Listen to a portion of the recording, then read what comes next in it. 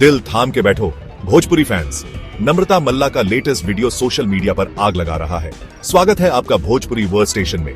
आज हम लेकर आए हैं आपके लिए कुछ सिजलिंग न्यूज। हमेशा की तरह ग्लैमरस और बोल्ड नम्रता मल्ला ने फिर से कमाल कर दिया है। उनका लेटेस्ट वीडियो सोशल मीडिया पर आग लगा रहा है और फैंस का मन ही नहीं भर रहा। नम्रता ने हाल ही में अपने इंस्टाग्राम हैंडल पर एक सुपर सेक्सी वीडियो शेयर किया है और मैं आपको बता दूं, उनका बोल्ड स्टाइल सबको दीवाना बना रहा है।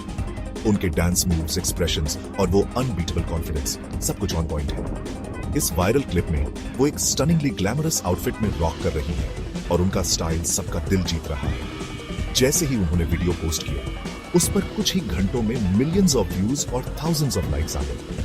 फैंस कमेंट्स में भर भर के लिख रहे हैं, हॉटनेस की दुकान, भोजपुरी की मलाइका अरोरा और ओएमजी नम्रता। आपको कैसा लगा नम्रता मल्ला का ये नया लुक? अपने थॉट्स नीचे कमेंट्स में जरूर बताइए। और अगर आप नम्रता के फैन हैं तो लाइक बटन दबाना मत भूलिएगा और हमारे चैनल को सब्सक्राइब भी कर लीजिएगा।